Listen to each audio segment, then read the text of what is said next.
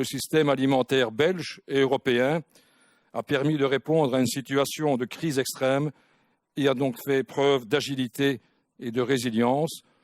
On doit constater que ce n'a pas toujours été le cas lors des crises sanitaires antérieures que l'humanité a pu connaître. FEVIA a lancé ainsi sa campagne Food Heroes afin de valoriser tous les travailleurs du secteur qui, à côté du secteur de la santé, ont contribué à travailler pour l'alimentation de tous. Cette campagne a été largement relayée par les médias sociaux, par nos entreprises pour soutenir nos collaborateurs, mais également par les autorités et les consommateurs. Notre secteur a été fortement touché économiquement par la crise, à la fois par le confinement, mais aussi par l'arrêt d'une série d'activités de certains de nos clients, comme le secteur de l'horeca, de l'événementiel et du tourisme. Quelques chiffres. La diminution des exportations a été significative. Il faut savoir que les exportations représentent 50% de notre chiffre d'affaires. Sur le mois d'avril 2020 et mai 2020, une diminution de l'ordre de 30%.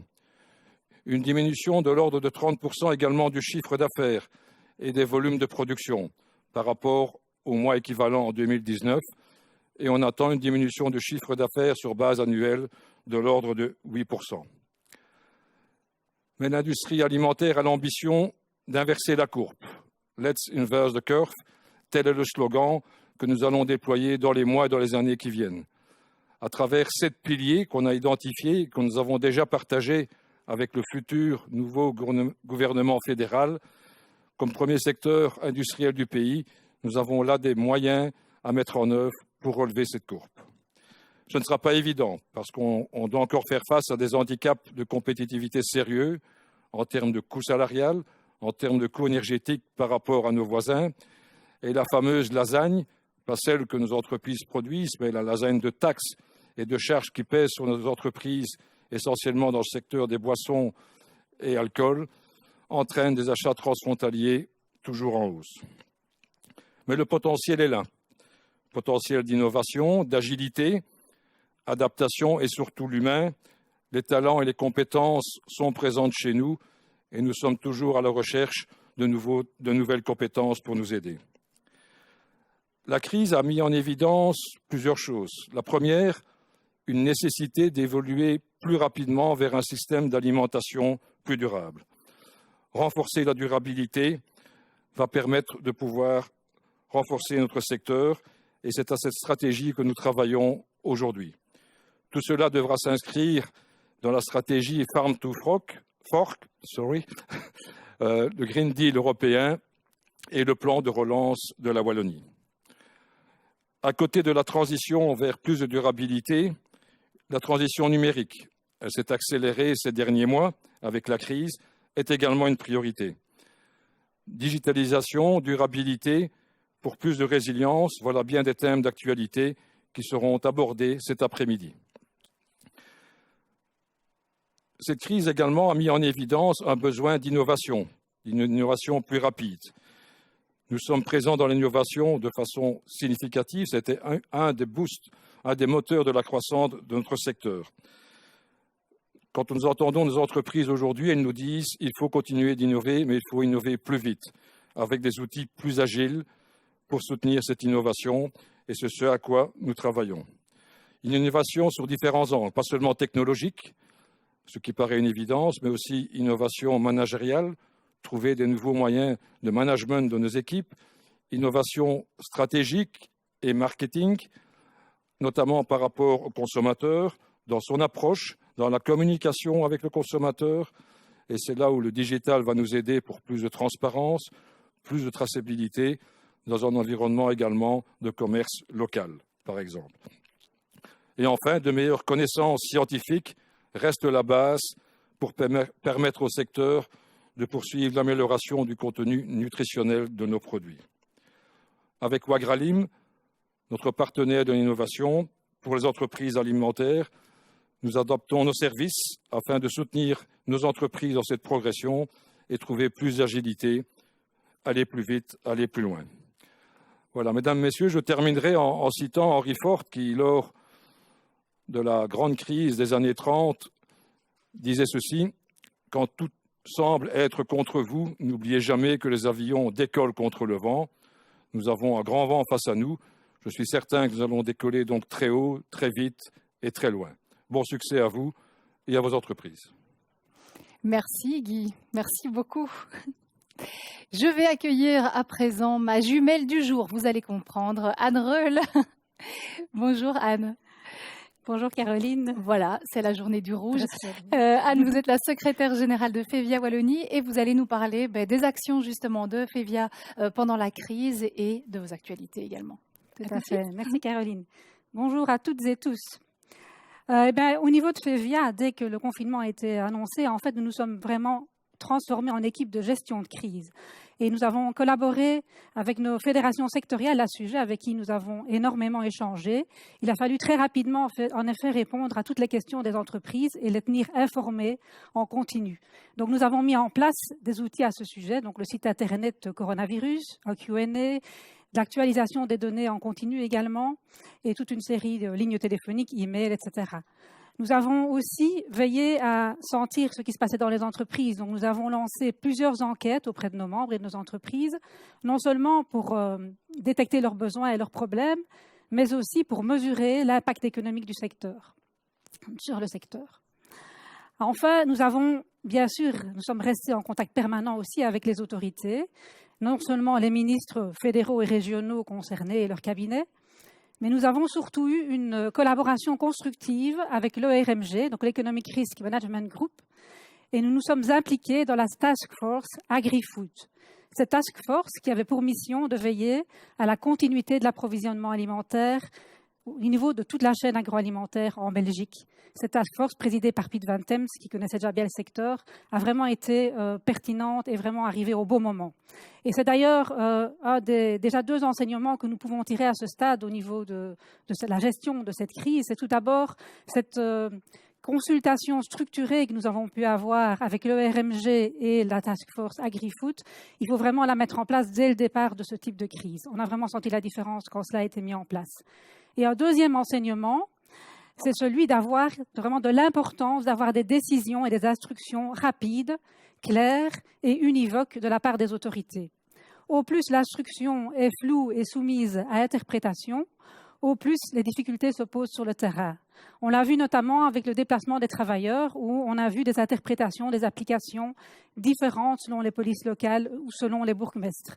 Et on le voit encore maintenant au niveau de tout ce qui est testing, tracing et mise en quarantaine du personnel dans les entreprises.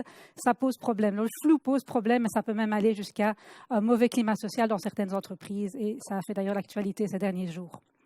Alors, quelles sont les choses qu'on a mis en place par rapport aux entreprises ? Là, il a fallu vraiment rapidement aider nos entreprises à continuer de produire et aussi à faciliter l'accès des travailleurs à leur site de production. Et là, c'est toute une série d'aspects pratiques qu'il a fallu régler. Par exemple, le déplacement des travailleurs belges, mais aussi frontaliers, la garde des enfants des travailleurs, également la flexibilité dans l'organisation du travail. Tout ça, et à côté de cela, ce qui a été aussi important, et on l'a dit tout à l'heure avec les Food Heroes, il a fallu valoriser le travail par rapport au non-travail dans un environnement quand même fort anxiogène et dans une atmosphère qui favorisait quand même le stay at home. Donc là, on a lancé la campagne pour vraiment valoriser les travailleurs du secteur qui continuaient malgré tout à aller travailler et qu'il fallait bien sûr continuer à laisser aller travailler. Alors, on a aussi eu une collaboration avec le Forum et Alimento, notre fonds sectoriel de formation, pour aider les entreprises qui avaient des besoins urgents de main-d'œuvre. On a aussi directement mis en place des recommandations pour la protection des travailleurs dans l'entreprise. Et là, on a édicté très rapidement un guide sectoriel, un protocole sectoriel, en discussion avec nos syndicats. Donc, on était le premier secteur à l'avoir, un protocole sectoriel au niveau des partenaires sociaux du secteur, qui reprenait une série de recommandations pour aider les entreprises en termes de distanciation sociale ou autres mesures de protection. On a aussi lancé de façon digitale, évidemment, des échanges de bonnes pratiques entre responsables RH du secteur, que ce soit pour l'organisation du travail, le télétravail, les mesures de soutien. Et on va encore en organiser, bien sûr, par la suite, notamment pour tout ce qui est tracing, testing, mise en quarantaine et tous les autres problèmes qui risquent de se poser. Alors, on a dû veiller aussi, bien sûr, à la disponibilité des équipements de protection pour les entreprises, que ce soit les masques, les gants, mais aussi les gels hydroalcooliques. Donc là, on a mis à disposition de nos entreprises des listes de fournisseurs. On a relayé aussi des appels, des achats groupés dans ces équipements. Et comme vous l'avez vu, vous allez le voir aussi, donc certaines de nos entreprises se sont elles-mêmes mises aussi à la production de gel hydroalcoolique et on a veillé à ce que ce soit réglementairement autorisé. À ce niveau-là, il y a eu aussi, oui, on vous l'a dit, donc le secteur a été fortement impacté. On a eu pas mal d'entreprises qui ont vraiment eu une forte chute de leur chiffre d'affaires. Et là, on a aussi veillé au niveau des autorités à ce que les mesures de soutien qui ont été mises en place pour aider les entreprises à passer le cap s'adressent aux entreprises du secteur. Donc, c'est tout ce qui est chômage temporaire, tout ce qui est indemnité financière et les aides en termes de liquidité, trésorerie et de solvabilité pour les entreprises les plus touchées aussi dans notre secteur. On a également collaboré au plan de reprise de l'Horeca, puisque c'est un débouché important pour le secteur. Et enfin, en termes international, au niveau international, là, on a aussi rapidement basculé sur le digital. Et là, on a notamment lancé une campagne d'image de la Belgique pour montrer au monde et à nos clients étrangers que les entreprises alimentaires belges continuaient à produire de façon sûre. Et là, c'était évidemment pour contrer l'image négative qu'a eu la Belgique au niveau international par rapport à son classement international au niveau de mort Covid, où elle était très mal classée. Voilà un petit peu les actions. Maintenant, au niveau de la sortie de crise, là, évidemment, ce qui est important, on l'a dit, c'est de veiller à arriver au plus vite maintenant à une reprise complète des activités dans des conditions Covid, évidemment. Donc, c'est reverse the curve, comme l'a dit le président. Mais la crise a aussi bien mis en évidence la nécessité d'accélérer 2 transitions qui ont aussi été déjà évoquées. C'est la transition vers un système alimentaire plus durable sur laquelle on a déjà travaillé avec le secteur et les acteurs de la chaîne agroalimentaire. Et deuxième transition, c'est celle de la digitalisation, où là, on a déjà aussi lancé des actions avec Wagralim. Alors, nos priorités maintenant vont vraiment être celles-là, c'est d'aider, d'accompagner nos entreprises dans ces 2 transitions. Nous allons y poursuivre nos engagements et nous allons aussi nous inscrire dans les nouveaux plans wallons qui se mettent en place à ce sujet, dans le cadre du plan de relance Get Up Wallonia. Donc, nous allons d'abord nous appliquer dans l'Alliance Emploi-Environnement-Alimentation qui vient d'être lancée en juillet par le gouvernement et dans son Conseil wallon pour l'alimentation durable. Nous allons aussi nous engager dans la stratégie économie circulaire, où le système alimentaire est repris comme une des chaînes de valeur prioritaires. Et nous allons poursuivre, bien sûr, aussi toutes les actions de transformation numérique qui s'inscrivent dans le plan digital de la région wallonne. Voilà, dans tout cela, voilà du travail en perspective, des transitions, mais notre ambition, elle sera aussi de veiller à soutenir des filières alimentaires d'avenir, c'est-à-dire des filières qui soient porteuses, qui répondent à de besoins nouveaux, qu'ils soient en Belgique, mais aussi en Europe ou dans le monde, et des filières qui soient créatrices de valeur ajoutée et d'emplois en Wallonie, non seulement pour les entreprises alimentaires, mais aussi pour tous les acteurs du système, dont l'agriculture. On peut citer la filière protéines végétales, la filière épaule, les filières oléagineux. Voilà, il y a toute une série de filières de qualité auxquelles on peut penser. Et dans tout ça, je termine par ceci, le défi dans tout ça, ce sera vraiment de veiller à une approche coordonnée et cohérente de la part des autorités et avec tous les acteurs concernés. Les moyens sont limités, on le sait, donc il va falloir vraiment veiller à une utilisation efficace des moyens. Il faudra veiller à une approche mobilisatrice de tous les acteurs dans cette direction. Et enfin, last but not least, il faudra veiller aussi à garder le système ouvert sur l'Europe, ouvert sur le monde. La Wallonie n'est pas une île. Et le caractère ouvert du système collabore d'ailleurs, comme on l'a dit, à sa résilience. Cela a été d'ailleurs démontré pendant cette crise qui a permis d'assurer l'approvisionnement alimentaire de tout le monde. Voilà. Merci beaucoup, Anne. Évidemment, vous parliez de durabilité, de transition vers le digital. C'est autant d'éléments que nous aborderons tout à l'heure dans notre débat. Ce sera vers 15h30. Merci beaucoup. Merci. Dans quelques instants, nous allons à présent accueillir une femme qui est avec nous en direct depuis Paris, pionnière justement dans le développement durable et la responsabilité sociétale des entreprises. Elisabeth Laville est fondatrice d'Utopie, qui est un cabinet de conseil en développement durable territorial. Elle est également l'auteure de différents ouvrages autour de ces mêmes thématiques. Bonjour Elisabeth. Bonjour. Voilà, alors j'ai fait un petit CV en résumé. Vous avez le droit d'ajouter des choses. La parole est à vous. Alors écoutez, merci beaucoup. Je suis ravie d'être avec vous. Je ne suis pas dans les bureaux d'Utopie parce qu'on est en séminaire aujourd'hui. Je suis donc dans un petit bureau tout sombre où j'ai trouvé un réseau correct. J'espère que tout se passera bien pour vous en termes de réception du message, au-delà d'éventuels sujets sur lesquels je ne serai pas claire, mais enfin j'espère qu'au moins en termes de connexion, c'est correct. Je suis ravie d'être avec vous aujourd'hui pour vous parler d'autonomie et de résilience alimentaire, qui est un sujet qui nous passionne chez Utopie depuis un bon moment et dont je vais vous parler maintenant en essayant de vous montrer rapidement quels en sont les enjeux et surtout quelles en sont les opportunités pour les territoires et les entreprises. Alors déjà, quelques éléments de contexte, parce qu'on a parlé beaucoup, vous avez parlé en introduction de la crise de la Covid, de la crise sanitaire et aussi de la crise économique qui s'annonce et évidemment des questions que ça nous pose en termes de résilience productive. On l'a vu sur les masques, les respirateurs, etc. Comment est-ce qu'on fait face quand un produit de première nécessité vient à manquer ?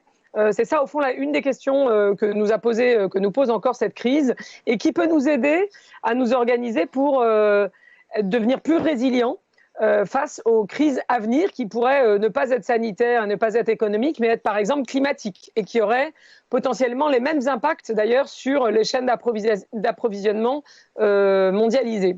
Alors ce qui est sûr, c'est que cette crise alimentaire, déjà on a vu au début de la crise sanitaire qu'elle était susceptible, en tout cas on l'a beaucoup craint, qu'elle impacte durablement les entreprises, soit en les coupant de certains débouchés, soit en coupant certains de leurs approvisionnements, et qu'elle impacte aussi la sécurité alimentaire. Je vous ai remis ici quelques titres de journaux au début de la crise, pendant le confinement, etc. Vous voyez, il y avait vraiment des risques de pénurie qui étaient craints. Les États-Unis, pénurie de viande, des émeutes de la faim en Seine-Saint-Denis qui étaient craintes, etc. Pourquoi ? Parce que, évidemment, la production a baissé, certaines usines de transformation étaient à l'arrêt, il y avait une restriction aux exportations ou aux importations, il y avait des tensions sur la logistique, évidemment, la libre circulation des travailleurs, donc ça a un impact aussi. Ça a eu un impact sur les prix mondiaux, une baisse de la demande sur certains produits, parce que les gens peut-être recentraient aussi leurs courses sur des biens de première nécessité, ou alors se précipiter à l'inverse de manière complètement délirante parfois sur certains produits. On avait des gros doutes, on a eu des gros doutes et on a toujours d'une certaine façon des doutes sur le redémarrage de certaines activités. Je pense à la restauration par exemple, et évidemment des tensions sociales, diplomatiques, politiques, etc. Donc ça c'est le premier élément de contexte qui met en lumière progressivement, vous allez voir, ce sujet de la résilience alimentaire. Ensuite, on a eu pas mal de tensions sur l'agriculture, sur la transformation, sur la logistique, quelques ruptures globalement, mais je crois que vous l'avez dit en introduction, globalement une filière alimentaire en France et en Europe qui a tenu le coup, alors que vous avez ici à nouveau un certain nombre de titres qui sont parus dans la presse pendant la crise. On avait eu des craintes et puis finalement on s'est dit bon, c'est bon, ça a tenu, même si il y a eu une baisse du chiffre d'affaires pour un certain nombre d'entreprises, notamment PME, TPE. La moitié des entreprises ont rencontré à peu près des difficultés d'approvisionnement sur les emballages, sur les matières premières, etc. Une entreprise sur deux s'est trouvée quand même contrainte dans son accès au marché final, par exemple celle qui exporte, la restauration hors domicile, etc. Il y a eu quelques pénuries, mais globalement, ça a été plutôt bien géré. Mais ça pose des questions sur les crises à venir, évidemment. Et on a vu quelques tensions qui ont ravivé ou qui ont mis en lumière les points de faiblesse de notre système alimentaire, au point qu'en France, Emmanuel Macron a dit pendant la crise que déléguer notre alimentation à d'autres était une folie. Mais c'est pourtant ce qu'on fait aujourd'hui. En France, la surface agricole par habitant a été divisée par 2 depuis 1930. Alors certes, on produit plus de rendement, mais quand même, on voit là, désolé, le chiffre France, mais le chiffre belge un peu plus tard. Mais je pense que c'est partout pareil en Europe. La part des fruits et légumes locaux dans la consommation est en baisse en France. Si on regarde pour 100 € dépensés dans l'alimentation, on a la toute petite partie en rouge sur la droite qui va aux agriculteurs. Donc on a un modèle qui est quand même assez fragile en termes de production. Et puis on a une dépendance croissante aux produits alimentaires importés, notamment sur les produits de l'industrie agroalimentaire, donc si j'exclus les produits agricoles bruts. Et évidemment, ces tensions ont amené les acteurs de la filière et les amènent encore à se projeter, en tout cas à se poser la question de leur résilience face à d'autres aléas qui pourraient être naturels, climatiques ou politiques. Typiquement, les sécheresses. On a vu récemment en Australie la sécheresse du début d'année 2020, donc fin 2019, s'ils ont une saisonnalité qui est décalée par rapport à la nôtre. La sécheresse en Australie a fait dégringoler certaines cultures comme le coton, le riz, le sorgho de près de 70%. C'est quelque chose de complètement délirant et qui, d'une certaine façon, frapperait plus fortement les filières et notre alimentation, même que ne l'a fait la crise récente sanitaire. On a vu aussi à cette occasion, un peu partout, notamment en France, mais pas que, des fortes attentes des consommateurs qui se sont exprimées concernant une relocalisation et une souveraineté alimentaire. Vous voyez que la première attente vis-à-vis de l'exécutif en France, c'était à plus de 93% que le gouvernement garantisse l'autonomie agricole de la France, l'autonomie alimentaire de la France. Donc ce sujet est vraiment un sujet qui vient sur le devant de la scène et qui évidemment nous chez Utopie nous intéresse beaucoup parce que c'est un sujet sur lequel on travaille depuis 2016. On avait publié, pour la petite anecdote, le chiffre est français mais je suis pas sûre que ça serait différent en Belgique, une étude en 2016 sur l'autonomie alimentaire des aires urbaines en France qui montrait que sur les 100 premières aires urbaines en France, le niveau d'autonomie alimentaire moyen est en gros de 2%. Ça veut dire quoi? Ça veut dire que 98% de ce qui est consommé sur le territoire, en produits frais, en produits transformés dans les restaurants, dans les cantines, etc., est importé, provient de l'extérieur du territoire. Et alors on va dire, ah oui, mais comme c'est des aires urbaines, elles produisent peu. Ben non, pas du tout, elles produisent beaucoup. Mais 3% seulement de ce qui est produit sur le territoire est consommé sur le territoire. Autrement dit, nos territoires deviennent un peu des plateformes logistiques sur lesquelles, à longueur de journée, des camions qui exportent des denrées croisent des camions qui importent parfois ces mêmes denrées. Le résultat, il est stupide en termes de climat et d'embouteillage sur les routes, c'est sûr, mais il est aussi compliqué en termes de... Enfin, en tout cas, il est problématique en termes de perte de lien social entre ceux qui produisent et ceux qui consomment sur un territoire, en termes évidemment de perte d'emploi, etc. Donc, on a... vraiment, et évidemment en cas de crise, la question que ça pose, c'est la vulnérabilité, et cette dépendance aux produits importés pose vraiment la question de la sécurisation des approvisionnements de manière très forte. Et donc, alors, ce qu'on a fait pendant la crise, c'est qu'on a réfléchi à partir de cette étude qu'on avait faite en 2016 sur l'autonomie alimentaire des territoires, à la question de la résilience, et notamment à la lumière de ce qui se produisait sur les masques, sur les respirateurs, où on voyait que c'était des produits de première nécessité, dont on manquait parce qu'ils n'étaient pas produits localement. Et là, on a vu quelque chose d'intéressant, c'est qu'on a vu d'autres filières, des gens dont le métier n'était pas de produire des masques ou de produire du gel hydroalcoolique ou des respirateurs, donc des fabricants automobiles pour les respirateurs, des fabricants cosmétiques pour les gels, même des fabricants alimentaires pour les gels, évidemment l'industrie textile pour les masques, se mettre à faire évoluer leurs outils de production et leur savoir-faire parfois pour produire ce qui manquait.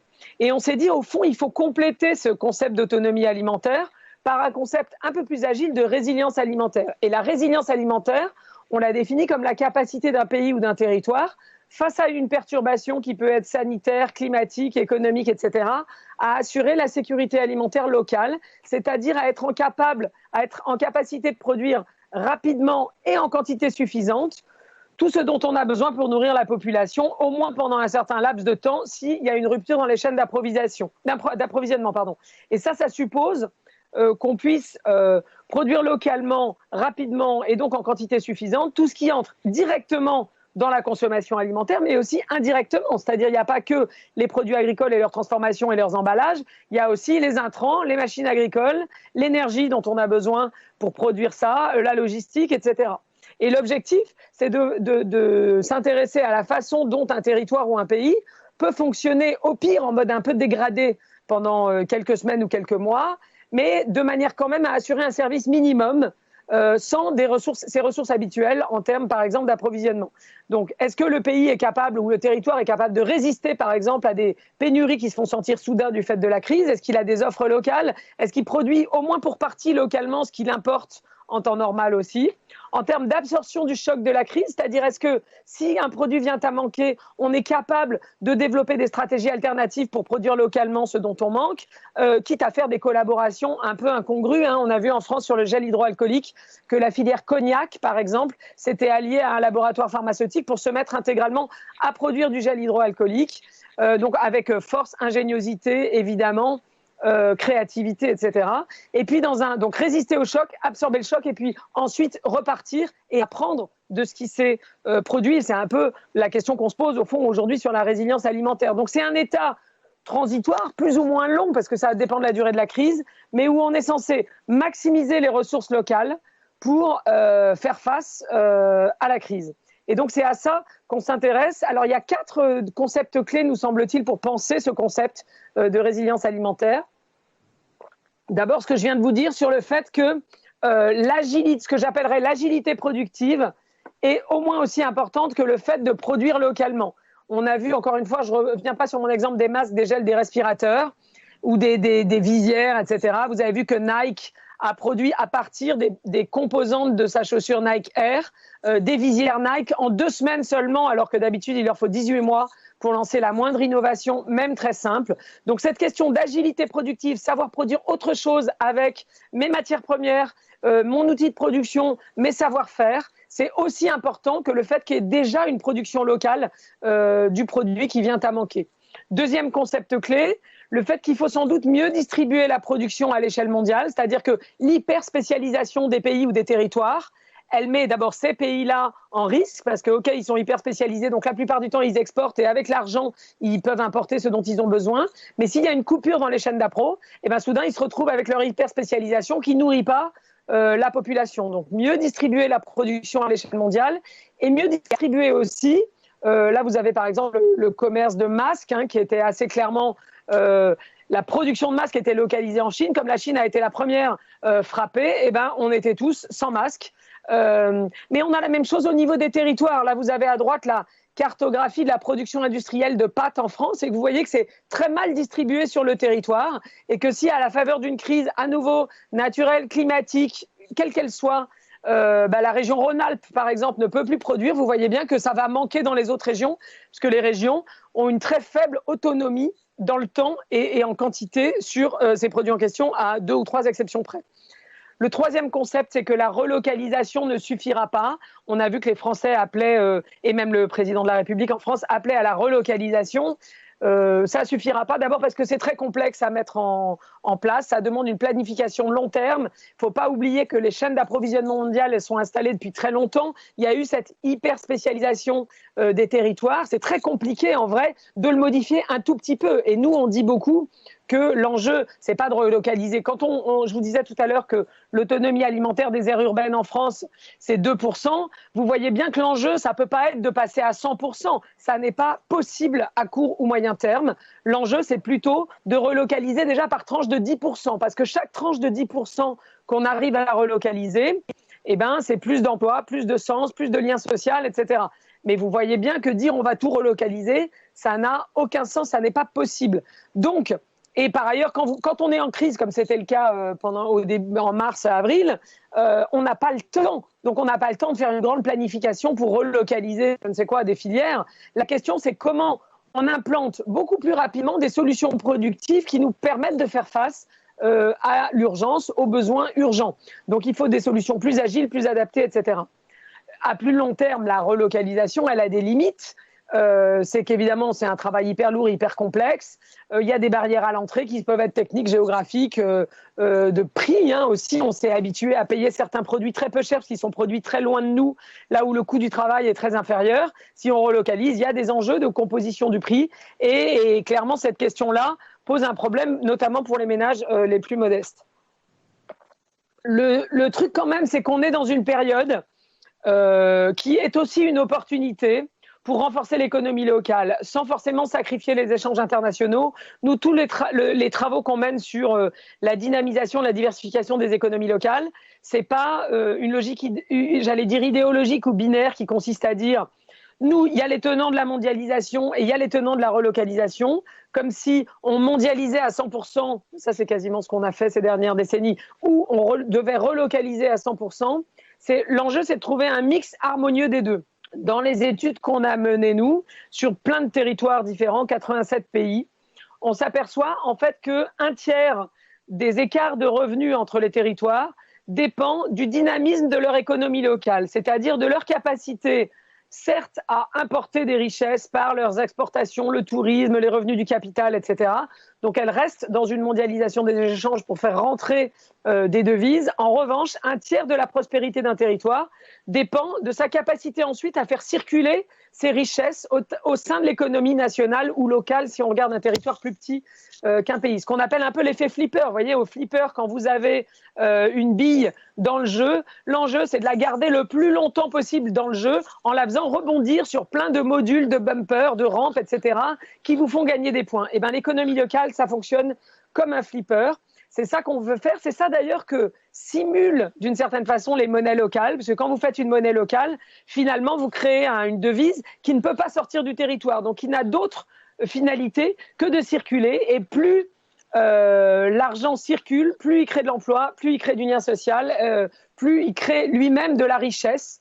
La richesse, en circulant, crée de la richesse. C'est une espèce d'autogénération de la prospérité. Et cette période où on doit relocaliser un peu, où on est confiné dans nos appartements, nos immeubles, nos quartiers, on s'est intéressé beaucoup plus à l'économie locale, on a vu la vulnérabilité de nos territoires, et donc c'est le moment idéal, finalement, pour faire, puisqu'on veut faire une relance économique, une relance par la dynamisation de l'économie locale, dont je vous rappelle, c'est le propos de cette slide, que ça représente un tiers de la prospérité d'un territoire. Et très clairement aujourd'hui, dans les stratégies de développement territorial et très franchement dans les stratégies de relance, je ne suis pas sûre qu'il y ait un tiers des budgets qui soit concentré sur la dynamisation des économies locales. Alors, une fois qu'on a défini les enjeux, ce qu'est la résilience alimentaire, quels sont les concepts clés, les enjeux clés, où est-ce qu'on en est dans le monde, en France et en Belgique?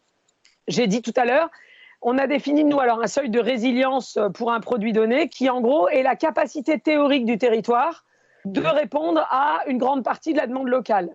Autrement dit, si les approvisionnements internationaux viennent à manquer pour une raison X, Y, Z, crise sanitaire, climatique, économique, politique, alors soit on a une forte spécialisation locale et une capacité à prendre localement ce qu'on consomme localement, parce que ça existe déjà.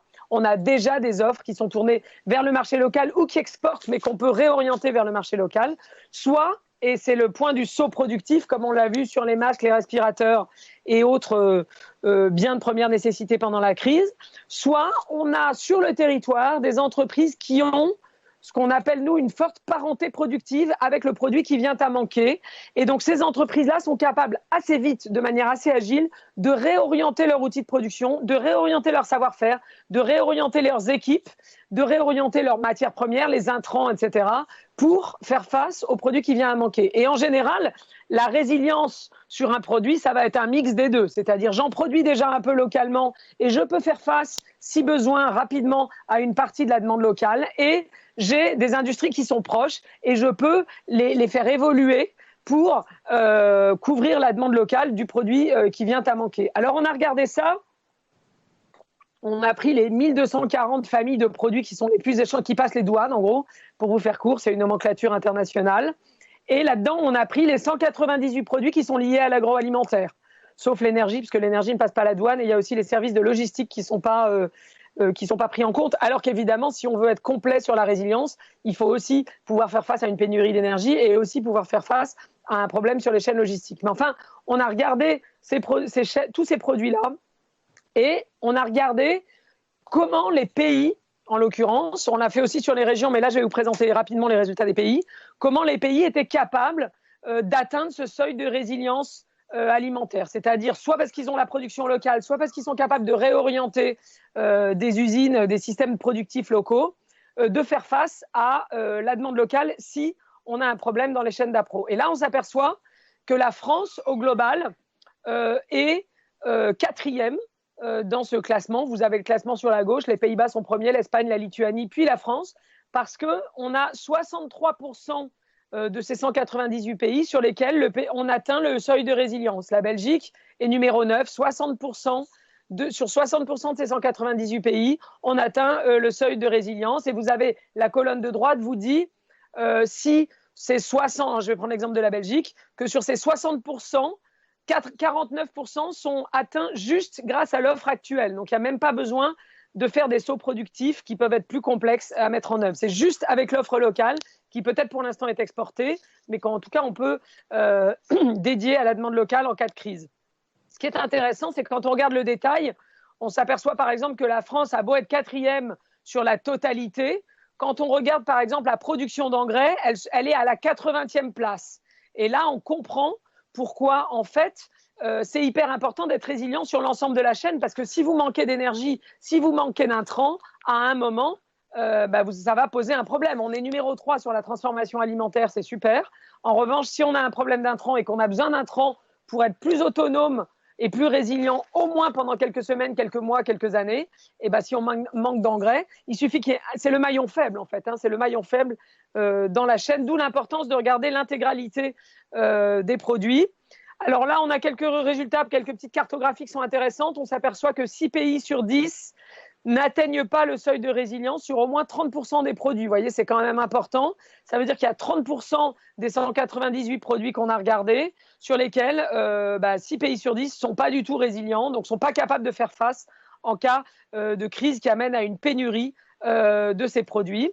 63% des pays n'atteignent pas le seuil de résilience sur au moins un des 8 produits céréaliers phares. Il y a un seul pays sur 10 qui atteint ce seuil de résilience sur la moitié des produits céréaliers, avoine, blé, orge, maïs, seigle, etc., riz. Donc là aussi, on a un petit sujet. Je vous ai mis les cartes fruits et légumes et les cartes élevage. Vous voyez que sur l'élevage, c'est un peu moins problématique, c'est moins rouge en gros, très clairement. Voilà. Alors concrètement, cet outil, je n'ai pas le temps de vous le présenter, mais dans ce qu'on est en train de travailler avec certains territoires, on essaie de regarder comment on peut comprendre et agir pour la résilience alimentaire, parce que ce n'est pas qu'un outil d'analyse, ça doit être un outil de stratégie, évidemment, pour les entreprises, pour les territoires et pour les clusters, quand tous ces acteurs-là travaillent ensemble pour améliorer la résilience d'un territoire. Et évidemment, on regarde deux choses. On regarde est-ce que l'offre existante a la capacité à répondre à la demande locale, et est-ce que le territoire peut faire des sauts productifs. Et ça donne un certain nombre de situations. S'il y a une très faible offre locale, alors la question c'est comment, par exemple sur les pâtes, ici je ne vais pas détailler tous les exemples, mais en bas à gauche, faible offre locale, faible capacité à faire des sauts productifs, il faut qu'on équipe les agriculteurs qui produisent le blé ou d'autres qui produisent des légumineuses, par exemple faire d'autres types de pâtes, pour évoluer vers un métier d'artisan pastier, pour qu'ils puissent produire des pâtes quasiment sur le lieu de production de la matière première. Donc les stratégies sont évidemment différentes selon le cadran dans lequel on se trouve sur ce schéma. Et comment on peut booster la résilience alimentaire locale ? Je vais finir par ça parce que ça vous ouvre des pistes, je pense.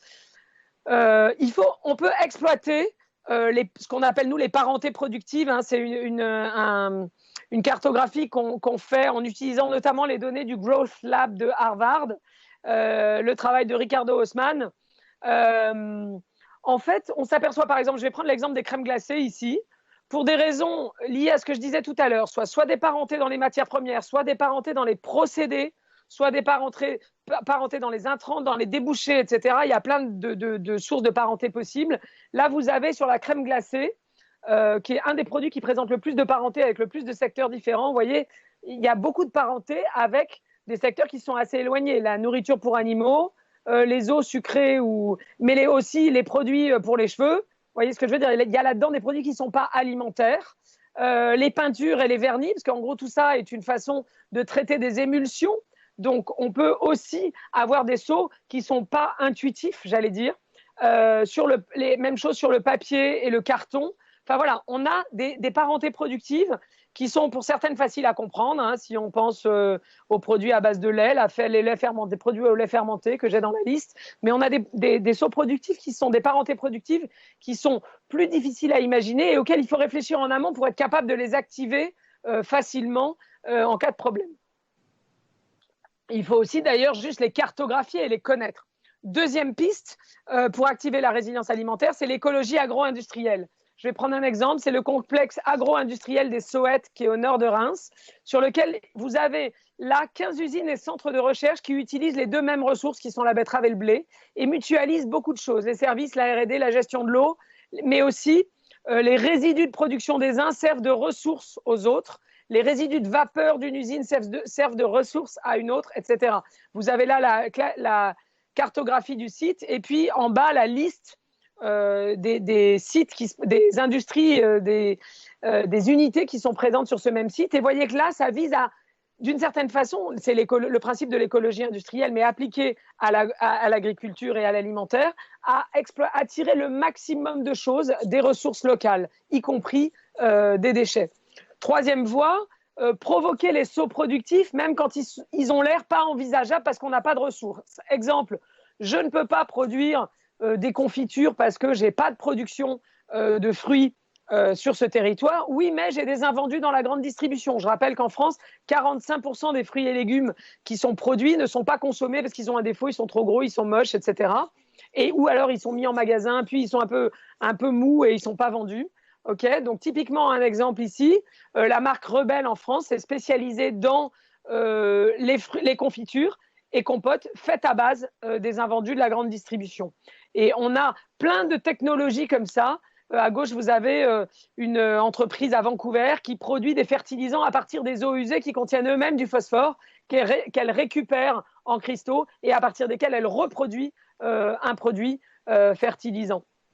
Une autre voie, c'est d'imaginer de nouvelles fermes plus agiles, plus locales, qui ont moins besoin de foncier, peut-être parce que c'est un problème, qui sont d'emblée conçues pour produire sobrement, qui sont d'emblée conçues pour être complètement intégrées et autonomes. Il y a des systèmes de fermes all-in-one dans lesquels vous avez directement tout ce qu'il faut, le système d'irrigation, l'autonomie et le stockage de l'énergie, le système de pompage, le filtrage solaire, le système de réfrigération, des capteurs intégrés, etc., etc.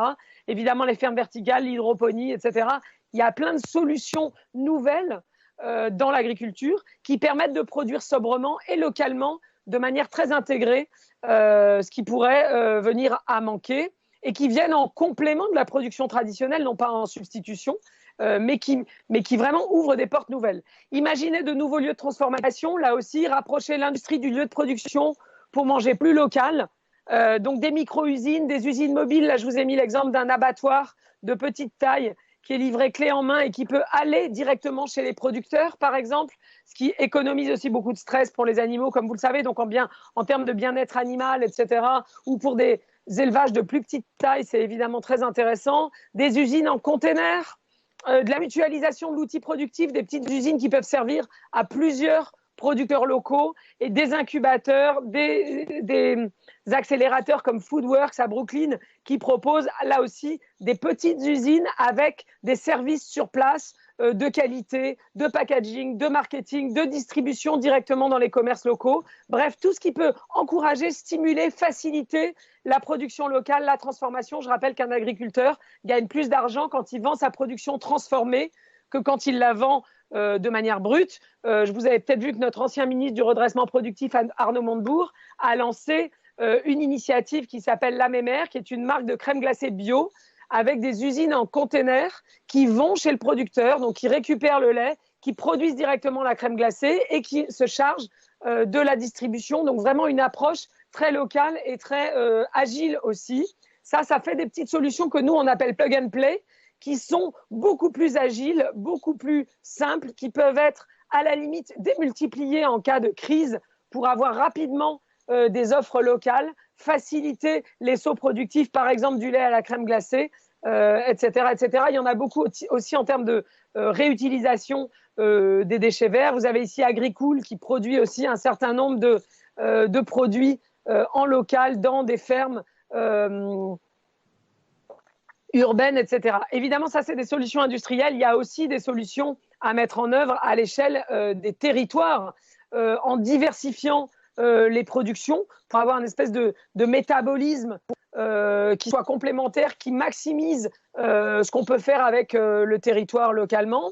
De la planification, de l'aménagement, comme ça existe par exemple à Lausanne, pour avoir des stratégies alimentaires qui maximise, qui combine en fait le mode de vie citadin et la production alimentaire à toutes les échelles, du bâtiment, du quartier, de la ville, de la région, et pour maximiser les opportunités de production, de transformation locale, des plateformes logistiques mutualisées, ça aussi, il faut que ça se prévoie un petit peu.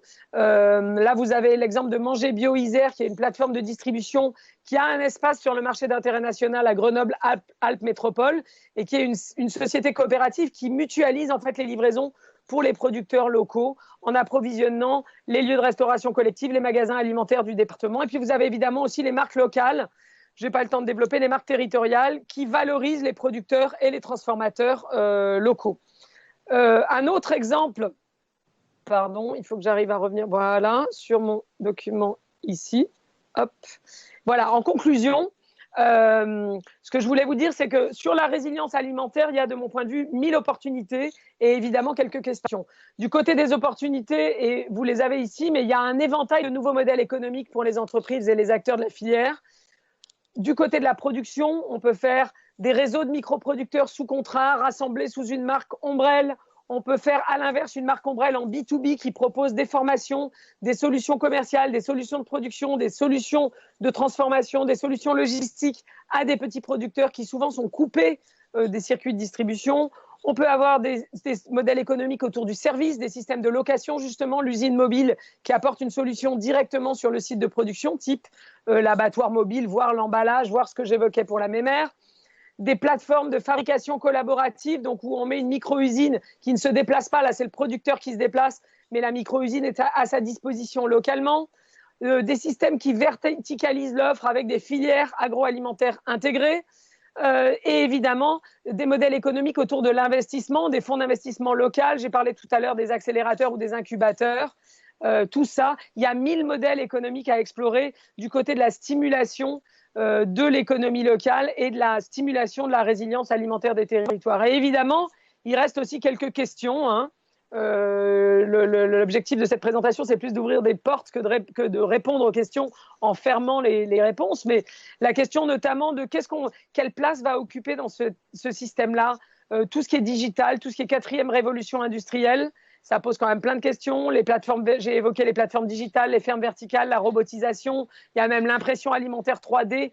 Quel potentiel ça a sur ce sujet de résilience alimentaire? Et une autre question, c'est quelle coopération entre les entreprises et les territoires? Il est évident que tout ça, comme il y a notamment la question de l'accès au foncier, la question de la géographie productive, où est-ce comment est-ce qu'on fait des hubs dédiés sur le territoire, où est-ce qu'on les met, comment on peut exploiter les friches industrielles, quelle part on donne aux solutions mobiles, qu'est-ce qu'on met en ville, qu'est-ce qu'on met hors des villes, etc., etc. Il y a beaucoup de questions qui se posent. Et en lien avec ces deux sujets d'ailleurs, la question de comment on construit le juste prix au sein des filières locales. Et donc ça, c'est vraiment, il y a plein de questions qui sont encore à explorer, mais en gros, c'est ça les enjeux assez fascinants, j'avoue, et les défis de la résilience alimentaire qui nous reste à construire. Merci beaucoup Elisabeth David. On était ravis de vous accueillir en tout cas dans Food Connection. Merci pour cette allocution très inspirante. Et on va s'en servir d'ailleurs pour le débat qui suivra. Merci beaucoup. J'accueille à présent François Héroufos, directeur général de Wagralim. Il va nous parler des actions de Wagralim pendant la crise. Bonjour François. Bonjour Caroline. Et de vos actualités aussi. Difficile de prendre la parole après Elisabeth David. Après ce tourbillon d'idées, voilà. Toutes ces idées inspirantes, voilà, c'est un peu le but, hein, c'est d'avoir un point de vue et puis de pouvoir s'en inspirer et de continuer à élaborer là-dessus. Alors effectivement, je vais vous parler assez brièvement de comment Wagralim a réagi tout au début de la crise, parce qu'en fin de compte, on a juste fait notre métier, j'ai envie de dire.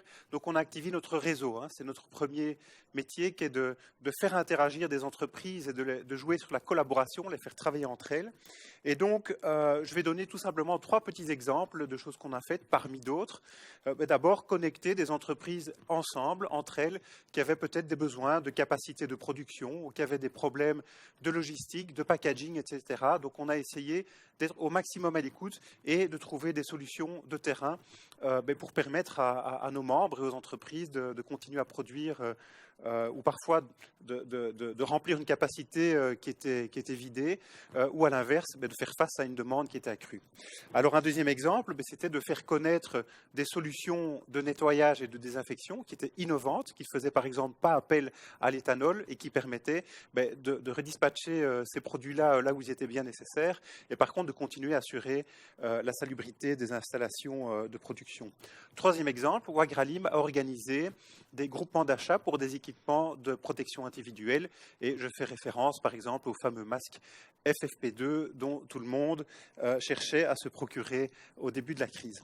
Alors, ensuite, je dirais, après cette première réaction, nous avons évidemment voulu interroger nos membres, interroger nos entreprises, et nous avons réalisé une enquête qualitative, il n'y a pas de grosses statistiques derrière, mais ça nous a quand même permis de prendre conscience tout d'abord de la grande diversité de situations qui étaient vécues dans les entreprises, évidemment en fonction des métiers, en fonction de l'entreprise elle-même, en fonction du canal de distribution ou du type de clientèle, qu'on soit par exemple dans le RECA ou pas, mais aussi, et ça je trouve assez intéressant, en fonction de la conception managériale de l'entreprise. Donc la façon dont l'entreprise se gère et gère ses équipes amenait parfois des réponses ou des positions assez différentes.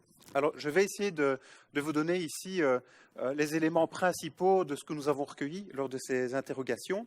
J'ai envie de dire que d'abord, on a l'impression qu'il y avait un potentiel d'innovation qui était préexistant, donc une série de tendances qu'on connaissait et qui se sont tout d'abord cristallisées pour ensuite s'accélérer. Alors, de quoi s'agit-il? Peut-être d'abord au niveau organisationnel, il y a quand même un tiers des entreprises que nous avons interrogées qui nous ont dit qu'elles cherchaient à accélérer leur projet d'innovation ou en général leur processus d'innovation. Donc, on pressentait qu'il y avait un besoin d'aller plus vite, mais là, c'est vraiment confirmé. Il faut qu'on trouve un moyen pour aller plus vite désormais. Certaines entreprises ont même dit que l'enjeu était désormais de revoir de fond en comble l'organisation de l'innovation de A à Z au sein de l'entreprise. Donc une grosse remise en question pour, en fait, tout simplement travailler différemment. Pour certains, ça peut aussi se traduire dans une révision du business model, de relations avec les clients. Qu'est-ce qu'on vend, quelle est la valeur qu'on offre et comment on va vers notre client. Alors, premier groupe. Deuxième groupe, c'est évidemment toute une série de thématiques que nous connaissons, mais qui ne font que s'accélérer. Je pense évidemment au clean label, à la naturalité, à l'aspect local, le sourcing, on en a parlé d'ailleurs avec Elisabeth Laville, aussi à comment la nutrition peut aider à avoir plus de bien-être et une meilleure santé.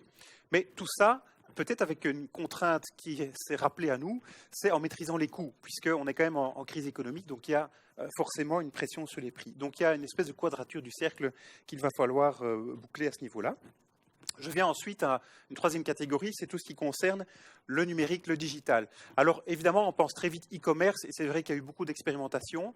Certains en reviennent parce que les marges fondent parfois là-dedans. Mais par contre, ce qui semble rester, c'est que le numérique est un outil très important, très intéressant pour communiquer vers ses clients.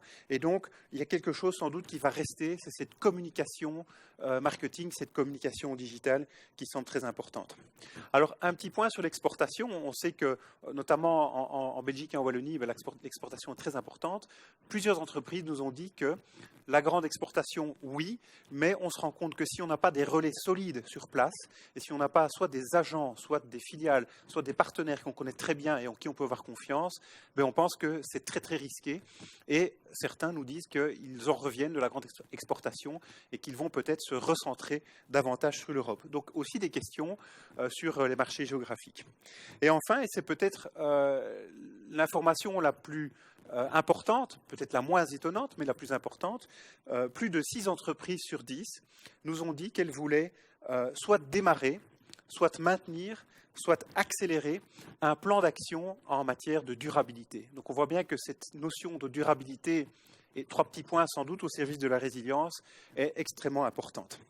Voilà, alors notre étape suivante a été de nous dire, OK, comment est-ce qu'on peut aider encore mieux nos partenaires, nos entreprises, et notamment dans un contexte de relance économique qu'on vit aujourd'hui. Et donc on s'est dit, il nous faut une boîte à outils, une toolbox, de façon à appuyer cette relance, cette accélération.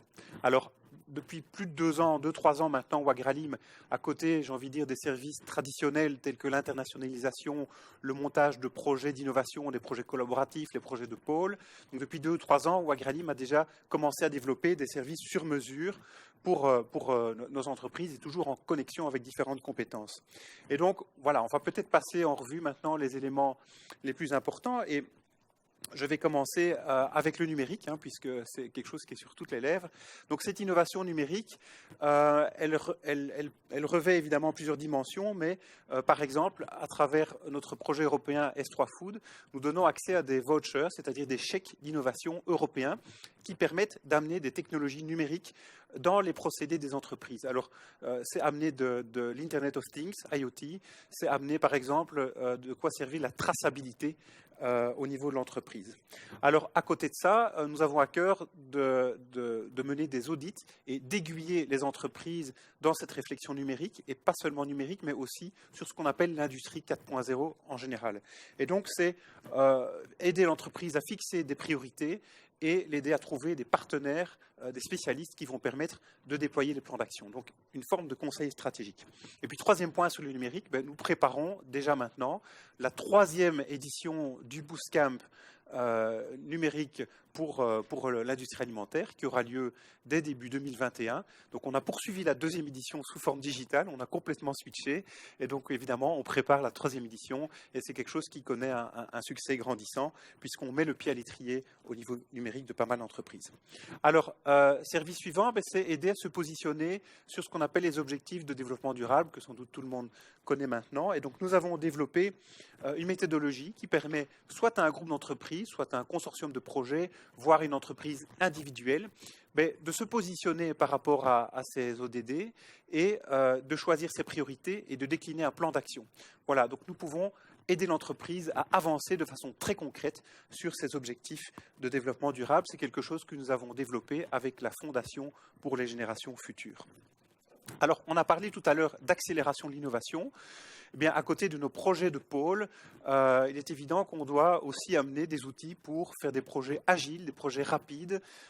Et donc là, on va s'appuyer sur notre service KeyFood, qui lui va se poursuivre au moins jusqu'à fin 2022, de façon à accompagner l'entreprise sur la définition et l'accès des partenaires pour aller beaucoup plus vite sur la réalisation de projets de R&D, de problem solving, de nouvelles réponses à des clients, voire de réponses pour être plus durable dans sa production. Voilà, et dernier champ d'amélioration, on revient à cette stratégie, mais plutôt stratégie marketing.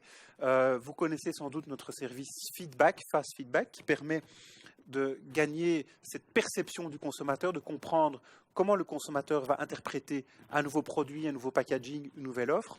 Donc c'est quelque chose que nous poursuivons évidemment, mais nous voulons aller maintenant vers une 2e phase qui consiste à accompagner l'entreprise dans la définition de sa stratégie de communication digitale, de marketing digital. Donc comment se positionner sur les outils numériques, venir avec quel message, quels sont les canaux de commercialisation qu'on peut approcher, quelles sont les cibles qu'on doit viser et quels sont éventuellement les canaux de vente qu'on doit développer. Donc nous allons développer également tout cet appui en stratégie de communication, de marketing digital. Alors, en termes de conclusion, je pense qu'il y a évidemment des gros sujets à côté desquels on ne peut pas passer et qui font partie de ce que le pôle instruit, j'ai envie de dire, et essaye de pousser avec la plupart de ses membres et au niveau de la région wallonne également. C'est évidemment la transition en matière de protéines et la transition vers le végétal en général, à la fois avec un positionnement régional, mais je pense qu'il faut aussi se positionner au niveau européen à ce niveau-là. Nous suivons également la thématique des emballages, comment retravailler les emballages, comment amener de l'innovation sur les emballages, parce qu'on sait qu'il y a une grosse pression et il y a des pressions réglementaires qui sont là et qui arrivent également. Et puis, on pense que si on veut se positionner sur l'espace européen, et notamment l'espace européen de la recherche, il faut absolument structurer notre offre de recherche. Et je pense que c'est aussi le rôle du pôle Wagralim d'initier cette connexion entre les universités, les centres de recherche, pour peut-être un jour avoir un ensemble, une taille critique très importante qui pourrait rivaliser avec nos partenaires européens. Voilà, merci pour votre attention et voilà nos quelques actualités. Merci beaucoup François. Alors, vous parliez de Fast Fast Feedback il y a un instant. On va y revenir avec notre prochaine intervenante que vous connaissez bien, c'est Alice Jacques. Je laisse la place Voilà. à Alice. Merci beaucoup, François. On va parler d'innovation alimentaire à présent avec un produit que vous mangerez probablement dans les mois à venir, les années peut-être. On va voir le temps que ça prend à développer. Alice a participé au concours Ecotrophélia, grand concours organisé par FEVIA qui s'adresse aux élèves du secondaire et du supérieur afin qu'ils proposent des produits alimentaires durables, innovants. Alors, elle n'était pas seule à participer au concours. Elle l'a fait avec d'autres étudiants qui étaient en bio-ingénierie à l'UC-Louvain. Et Alice Jacques va venir nous parler de cette expérience. Bonjour Alice. Bonjour. Alors, vous avez mis au point l'Inca Spread et aujourd'hui, vous êtes accompagnée par Wagralim justement et le service Fast Feedback pour développer votre start-up. Mais on a quand même envie de savoir, c'est quoi cet Inca Spread? Alors, Inca Spread, en fait, c'est une espèce de pâte à tartiner à base d'une matière première très spéciale qui est vraiment très riche en plein de nutriments essentiels. Et voilà, l'idée, c'est vraiment d'apporter ce super aliment en Belgique et de le proposer dans les grandes surface de distribution. Voilà, on vous le souhaite évidemment. Alors vous êtes accompagné aujourd'hui par le service Fast Feedback, je vais y arriver, de Wagralim pour développer votre start-up. Alors cet accompagnement, il consiste en quoi exactement? Alors c'était vraiment un accompagnement hyper complet. Tout d'abord, on m'a proposé déjà un workshop pour un peu challenger mon concept, le projet et m'apporter vraiment d'autres idées en fait, de challenger aussi la clientèle cible. Et puis finalement, voilà, on passe à la construction du sondage, vraiment une personnalisation sur mesure par rapport à mon projet. Et ils m'ont rapporté les résultats très clairs, segmentés par rapport aux éléments clés par rapport à ma cible. Et finalement, ils mettent un plan d'action en place et plein de recommandations. C'était vraiment très complet. D'accord, un plan d'action. Alors vous en êtes où dans ce plan d'action et quand peut-on espérer voir cette start-up voir le jour? Eh bien, dans le plan d'action, j'en suis vraiment au tout début. En tout cas, Fast Feedback m'a permis vraiment d'avoir un regain de réassurance dans mon projet et j'espère le réaliser dès que possible. Ça se compte quoi? En mois, en années ça tout dépend d'un aspect légal par rapport à ma matière première, justement, qui a besoin du statut de novel food. Donc, j'espère que ce sera bientôt. Et puis, alors, ce sera une question de mois. Ce sera une question de mois. Et alors, vous me le disiez aussi, vous allez développer d'autres produits que cet Inca Spread. Ce sera quoi exactement? Oui, notamment grâce à l'outil Fast Feedback, on a pu ouvrir la gamme de produits dans laquelle j'imaginais me lancer. Et ce sera alors au lieu de cibler vraiment les tartinades salées type de houmous pour les apéritifs, ce serait viser les petits déjeuners, les pâtes à tartiner sucrées, peut-être des granolas, tout ça. Vous me donnez faim, Alice. J'ai hâte de découvrir tout ça. En tout cas, merci beaucoup d'être venue nous en parler et bon succès pour la suite. Merci.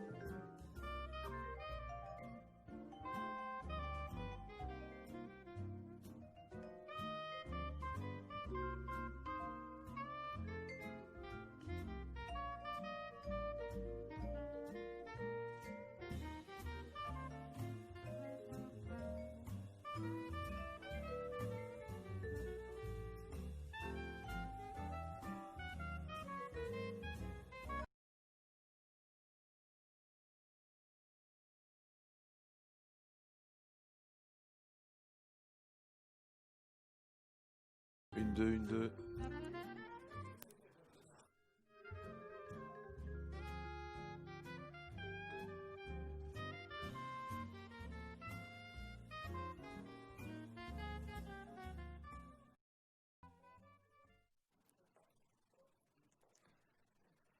Voilà, vous l'avez compris, on avait besoin de quelques instants pour une petite mise en place. Place à présent à notre débat. Alors, on va évidemment parler de la résilience de notre système agroalimentaire avec des représentants d'entreprises d'envergure très différentes, vous allez le voir.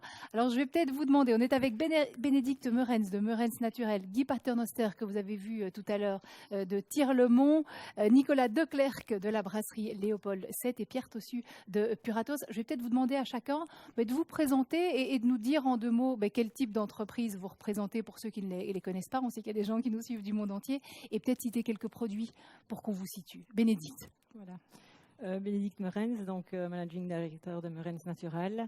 Donc nous sommes en fait une entreprise 100% familiale, spécialisée dans l'hydrolyse de céréales.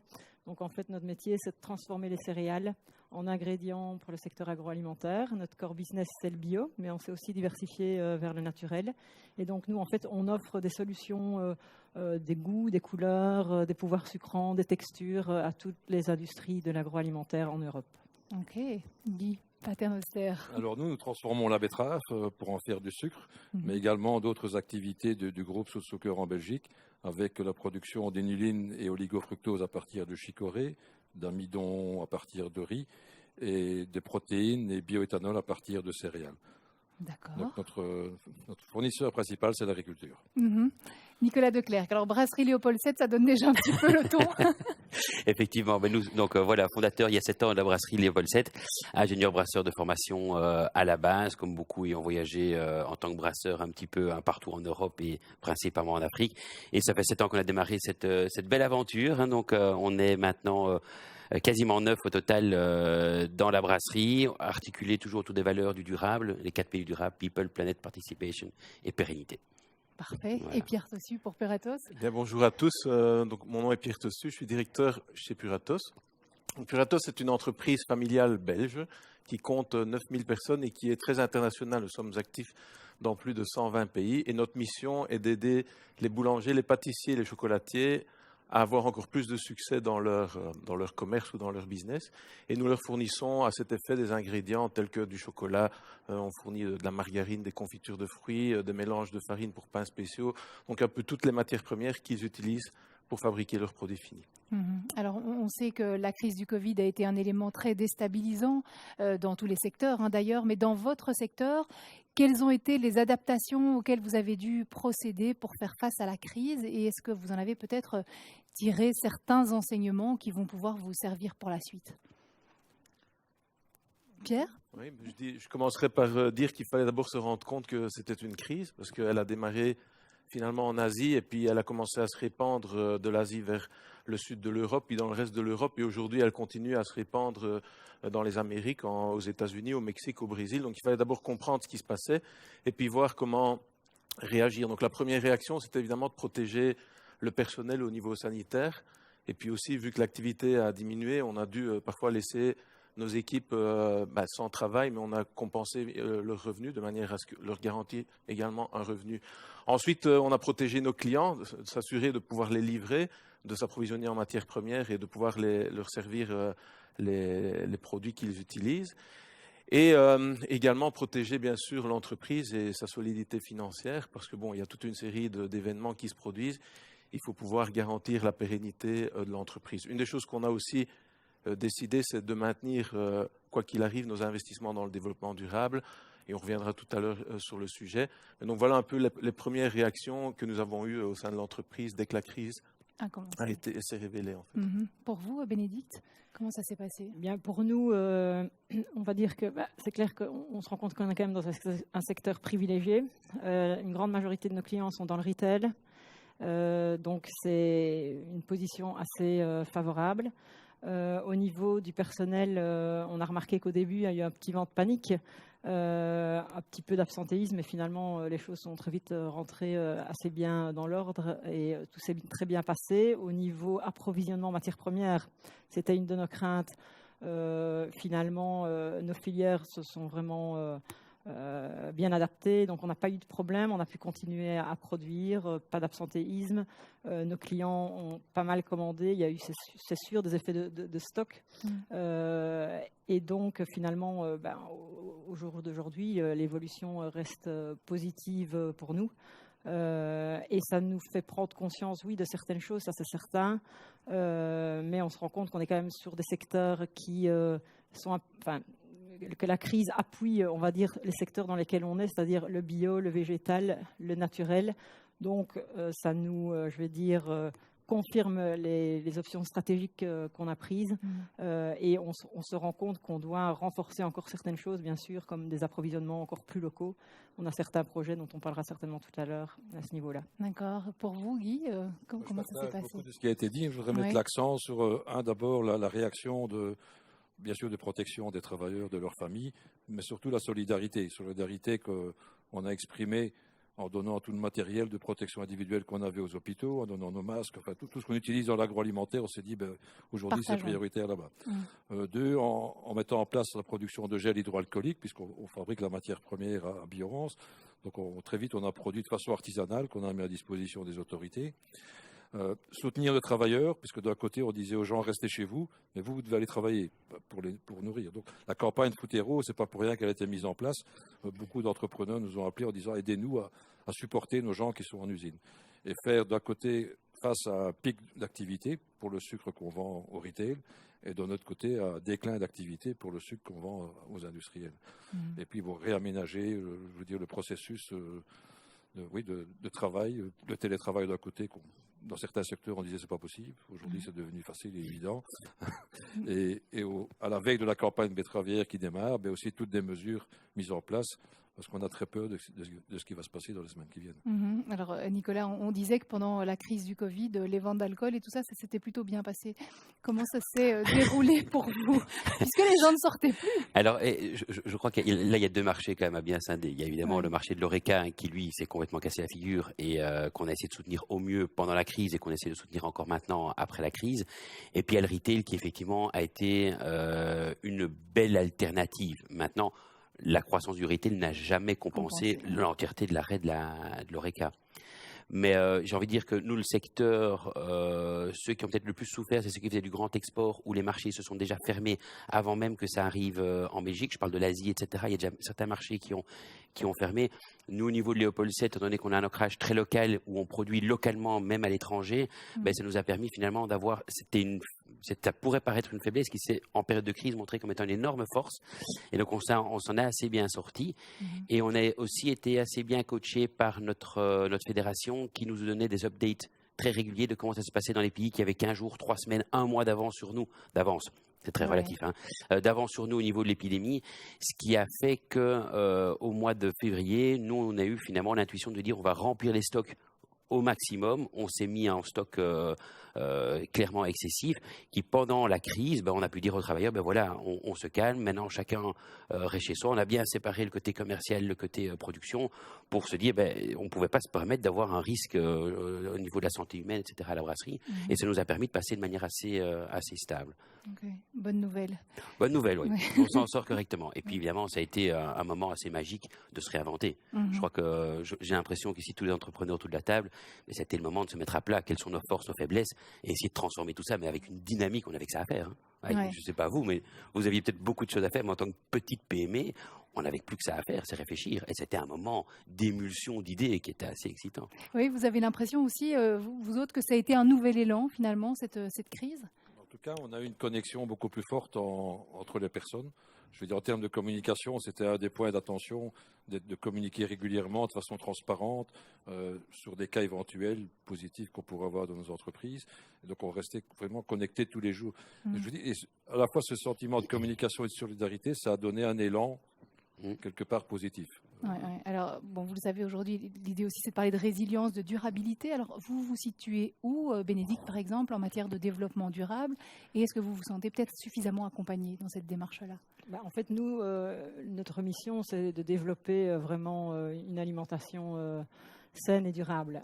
On a démarré avec le bio en 94. Donc, les valeurs du bio sont déjà... évidemment protection de l'environnement, des écosystèmes, biodiversité, bien-être animal, etc. Donc, nous, on baigne dans ces valeurs-là. On a développé des procédés de production les plus naturels possibles pour limiter l'empreinte écologique. On a aussi développé des filières de matières premières, parce que le bio, ce n'est pas des matières premières conventionnelles. Donc, c'est vraiment développer des filières à long terme. Donc, ça nous aide aussi beaucoup aujourd'hui. Aussi, donc, toute une série d'investissements où on privilégie tout ce qui est énergie, eau, électricité, gaz, à tous ces niveaux-là. Et puis alors, ce qui est très important pour nous aussi, c'est l'ancrage local. Donc, on a fait un nouveau site en 2017. Et là, vraiment, on a décidé de continuer à investir dans notre région pour préserver vraiment notre savoir-faire dans notre région et développer, on va dire, l'emploi dans notre région, même si, sous d'autres cieux, c'est peut-être plus favorable à différents aspects. Et alors, un point aussi important qu'on va développer, c'est une diversification de produits. C'est qu'on a des coproduits qui, pour l'instant, sont, on va dire, fournis dans le feed, dans la région, au niveau local. Et donc, on a vraiment des coproduits qui sont riches en protéines. Donc, on a décidé de développer des produits riches en protéines pour pouvoir participer donc, à toute cette demande protéines végétales, etc. Et donc, avoir un circuit vraiment efficace au niveau de ces coproduits. Chez Puratos, ça se passe comment à ce niveau-là, au niveau du développement durable? On a aussi bien sûr nos engagements dans le développement durable, tant au niveau de la diminution de l'impact qu'on peut avoir sur la planète. Au niveau on a l'objectif de devenir neutre en CO2 pour 2025, mais également sur les rejets d'eau, de diminuer les rejets d'eau et de rejeter des eaux qui permettent une vie aquatique. Donc on a installé par exemple des étangs à la sortie des stations d'épuration avec des poissons, pour montrer que les eaux qu'on déverse finalement permettent la vie aquatique et sont bien purifiées. Mais il y a aussi, on avait entamé une démarche d'installer des écoles de boulangerie pour les enfants défavorisés dans un certain nombre de pays. Et bien sûr, quand la crise s'est déclarée, on s'est rendu compte aussi de la détresse dans laquelle ils pouvaient être. D'abord, ils n'ont pas d'ordinateur pour continuer à suivre les cours à la maison, ils n'ont pas de Wi-Fi. Parfois, leurs familles sont dans de grandes difficultés. Donc, ce qu'on a fait, on s'est organisé pour les aider, pour qu'ils puissent continuer à suivre les cours en étant à la maison, en donnant des ordinateurs et ainsi de suite. Il y en a aussi qui ont pris l'initiative de préparer des pains qu'ils ont distribués à des enfants défavorisés de leur propre quartier. Donc tout ça a généré beaucoup d'enthousiasme au sein du personnel pour les aider. Et puis on a aussi mis en place toute une filière de cacao avec notre propre certification, où on travaille énormément à proximité des producteurs de fèves pour leur donner un revenu, disons, qui soit plus équitable, mais aussi les former pour qu'ils améliorent la productivité et la qualité de leur production. Et donc là aussi, quand la crise s'est déclarée, vous pouvez imaginer qu'ils ont aussi eu besoin de notre assistance. On a continué à les aider et on continue encore pour le moment. Et en promouvant évidemment le chocolat qui est fait avec leurs fèves, on les aide aussi directement. Donc voilà, c'est un investissement qui est continu et c'est clair que dès que la crise s'est annoncée, on a dit on va faire attention à beaucoup d'aspects liés à nos dépenses, mais on ne fera aucun compromis sur la partie développement durable parce que une société qui n'a pas cette démarche n'est pas une société qui peut facilement survivre dans le futur. Chez Tirlemont, ça se passe comment au niveau du développement durable? Je dirais que la durabilité, elle est dans nos gènes depuis très longtemps, puisque notre matière première, c'est une matière qui vient directement de l'agriculture. On est déjà zéro déchet depuis longtemps dans le processus de fabrication du sucre. Tous les coproduits ont des débouchés, que ce soit dans le FIT ou dans le foot. Bien sûr, on veut aller plus loin, notamment en termes de réduction des émissions de gaz à effet de serre. L'objectif là est d'être neutral à un horizon 2030. Le challenge est énorme, mais je vais dire, quand on voit le chemin qu'on a parcouru de façon naturelle, sans avoir de booster, et le booster qu'on a aujourd'hui, je suis persuadé qu'on va y arriver. Même chose au niveau de l'eau. La betterave est cultivée sans irrigation chez nous, et elle produit, le premier produit dans la betterave, c'est l'eau. Donc 95% de l'eau qu'on utilise dans le process, il vient de la betterave. Il y a là des potentiels de valoriser cette eau quelque part mieux qu'aujourd'hui. Donc toute une série de domaines. Les emballages sont bien sûr un facteur important. En objectif concret pour 21, c'est moins 10% d'emballage PE, 100% recyclable. Donc on s'est mis aujourd'hui vraiment des objectifs chiffrés dans tous les domaines, y compris la biodiversité qui est essentielle, je dirais, pour nous. Et chez vous, Nicolas, niveau développement durable? Je crois que dans une petite PME, c'est d'autant plus facile, puisqu'on nous a la chance d'avoir démarré en 2013, c'est-à-dire qu'on a pu démarrer avec des nouvelles installations. Et en 2013, il était évident que tout ce qui était récupération d'énergie, traitement des eaux, etc., ça tombait sous le sens qu'on devait être à la pointe. Donc au niveau énergétique, les panneaux solaires, etc., mais oui, c'est un acquis, mais avec la chance qu'on a eue de démarrer il y a finalement pas si longtemps que ça. Donc on a énormément mis l'accent sur le côté évidemment humain aussi à la brasserie, puisque et c'est une heureuse conséquence qu'on a pu voir et mesurer pendant cette période de crise, c'est que le personnel était d'un engagement, mais je crois sans faille. C'était quelque chose qui, en tout cas moi en tant qu'entrepreneur, qui à ce moment-là, on se retrouve un peu perdu. La dernière semaine de mars, ça n'a pas été facile, je crois, pour personne. On ne savait pas où on allait. Et quand on a le personnel qu'on sent qu'il est encore impliqué, qui se dit voilà, on y est ensemble, ce sont des moments qui sont assez intenses finalement dans la vie d'un entrepreneur et qui, je crois, créent un lien au sein même d'une équipe, et là je crois que c'est applicable aussi au niveau des grandes structures, qui je crois restera à vie. Donc pour moi il y aura vraiment un avant Covid et puis un après Covid, avec plutôt le côté positif au niveau des relations humaines qui a pu en découler. Et évidemment le challenge pour nous, petite PME, c'est le 4e P, c'est le côté pérennité. Donc nous effectivement on peut avoir tous les engagements qu'on veut, à un moment donné il faut quand même rester financièrement stable. Et je crois que là c'est peut-être le bas qui blesse le plus pour les toutes petites structures, c'est qu'effectivement le durable a un coût. Je veux dire non, c'est même pas un coût, c'est un investissement dans le futur qu'on doit être capable d'assumer et que nous on veut démontrer que moi mon rêve c'est de pouvoir dire je fais un maximum de profit en ayant mes 4 P qui sont ouverts à 100%. C'est vraiment ça l'idée. Après on réinvestit le profit dans l'idée des 4 P. Mais c'est un peu ça l'idée évidemment. Alors au niveau des fournitures en matières premières, Bénédicte, vous le disiez, vous essayez d'être de plus en plus dans le local. À votre niveau, j'ai l'impression que c'est ce que vous disiez tout à l'heure aussi. Oui. Donc là, il y a 2 tendances. Soit on est au bio, et ce qui est très très bien, soit on est vraiment au local, et ce qui est très bien aussi. Nous, on a pris l'option, puisque le malt, l'orge belge ne peut pas être bio, ou très difficilement bio pour la brasserie d'année en année. Nous, on fait partie des filières terre à brou et prix juste au niveau producteur, c'est-à-dire qu'il y a une rémunération équitable, ce sont des labels. Donc voilà, il y a aujourd'hui une traçabilité, et il y a clairement des initiatives qui ont été faites d'ailleurs par Wagrellim, etc., et qui nous conduisent, nous, en tant que transformateurs, parce qu'on reste un transformateur, à avoir une filière qui est très saine et assez consolidée pour la production. Oui, c'est ça. Alors, au niveau local, chez Puratos, on se doute que pour les fèves de cacao, c'est plus compliqué. Oui. Mais est-ce qu'il y a d'autres produits pour lesquels, justement, vous essayez de trouver les matières premières au plus près? D'abord, on a, en fait, dans pratiquement tous les pays où on opère, on a toujours une usine de fabrication, parce qu'il y a une telle diversité dans les produits de boulangerie et de pâtisserie qu'il est impossible de pouvoir fabriquer à 3-4 endroits pour couvrir le monde. Il faut chaque fois adapter les produits localement. Et grâce à ces installations qu'on a dans le monde entier, on est extrêmement flexible et on achète déjà beaucoup de matières premières localement. Et maintenant, on commence à aller une étape plus loin, de travailler avec les producteurs, par exemple de fruits.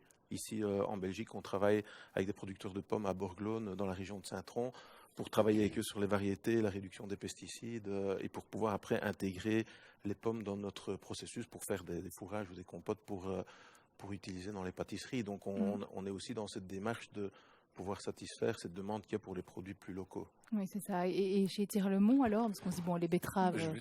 C'est local. C'est local. Juste à côté du bâtiment, il y a des betteraves qui vont aller dans l'usine proche. Oui. Donc, naturellement, notre matière première est très locale, que ce soit dans la filière de la chicorée, betterave, le blé. Le riz, ça vient d'un peu plus loin. Maintenant, il faut attendre, pour la notion de local à notre niveau, c'est pas seulement le local, je veux dire, autour du village, c'est le local belgique, européen. On est un petit pays, et donc on doit faire attention de ne pas tomber dans le protectionnisme nationaliste qui pourrait être pénalisant pour notre secteur. Alors, local, ça veut dire aussi, avec nos agriculteurs, un engagement, une connexion très forte, pas seulement comme acheteurs. Nos agriculteurs sont actionnaires chez nous, à un certain niveau. On a des programmes de recherche en commun avec eux pour améliorer également ce maillon de la chaîne, parce qu'on sait que demain, la chaîne, elle sera forte. Le plus faible maillon, ce sera le maillon qui va affaiblir toute la chaîne. Donc, on doit faire attention de pouvoir faire évoluer cette durabilité dans toute la chaîne de production. Alors, un petit aspect aussi qu'on avait envie d'évoquer aujourd'hui, c'est celui de la digitalisation. Est-ce que la crise du Covid a accéléré une certaine digitalisation dans votre entreprise? Est-ce que ça vous a rapproché de vos clients? Est-ce que ça a ouvert de nouveaux canaux de distribution, peut-être? Il y a différents niveaux. Donc, tout ce qui était télétravail, etc., c'est vrai que ça a mis, on va dire, l'organisation en place. Et on se rend compte effectivement qu'il y a certaines facilités. Au niveau clientèle, oui, on passe effectivement beaucoup de temps en visioconférence, etc. Ça a des avantages. Maintenant, voilà, tous les sujets ne peuvent pas non plus être traités de cette manière-là. Donc, les outils sont en place, on les utilise facilement, ça c'est très bien. Mais ça ne remplacera pas le face-to-face, etc. Alors maintenant, le gros challenge, c'est au niveau communication, parce qu'on se rend compte que nous, c'est la période des salons qui va arriver. Et qu'il y a beaucoup de salons internationaux qui s'annulent. Donc, comment va-t-on substituer cette perte de contact qui permet vraiment de régénérer portefeuille client, etc. Et ça, c'est toute une réflexion qu'on doit à présent mener, quoi. Alors, Guy, chez vous, la digitalisation? Oui, bon, on était heureux d'avoir digitalisé dans certains domaines. Je pense surtout à l'administration, parce que tous les collaborateurs ont pu effectuer le même travail qu'avant en étant chez eux. Ce qu'on pensait un peu impossible il y a 6 mois. Donc ça a boosté. L'absence de contact avec les clients, c'est quelque chose effectivement de malheureux, comme aujourd'hui l'absence de contact avec vous tous, qui est encore connecté, en espérant que vous soyez toujours là. On espère que vous êtes encore là. Donc, mais donc, je veux dire, moi, je vois cette digitalisation dans notre secteur sur un moyen de communiquer d'autres éléments aux consommateurs. On a parlé de transparence, de traçabilité, d'information sur nos produits. Et ça, c'est sûrement des choses qui vont évoluer très vite maintenant. Oui, c'est ça. Chez vous, Nicolas, dans la brasserie? J'ai envie de dire qu'on était naturellement assez bien digitalisé. Après, chez nous, c'est pas très complexe. C'est-à-dire que c'est beaucoup est dans le cloud. Après, ça a montré ses limites aussi. Nous, on a eu, c'était à mon domicile, une matinée de rupture d'Internet. Oui, à ce moment-là, on se rend compte de toute la limite qu'on peut avoir par rapport à cette digitalisation. Mais tout est, depuis le départ, tous les serveurs sont dans le cloud, tout est géré à ce niveau-là. Donc, ça n'a pas été un grand problème. Et au niveau contact clientèle, on reste un métier assez proche du client.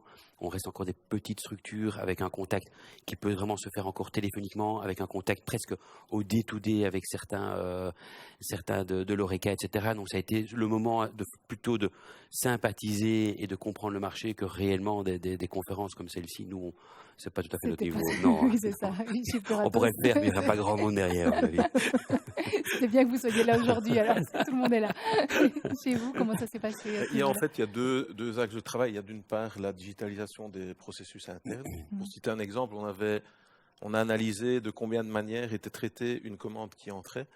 Et il y avait 29 000 manières différentes où les gens utilisaient le système pour traiter une commande qui rentrait. Donc on a analysé avec des softwares spéciaux, etc. Et donc, par exemple, grâce à ces outils digitaux, on a pu commencer à simplifier les process et pouvoir diminuer le poids de l'administration. Moi, je cite un exemple, mais il y en a évidemment d'autres.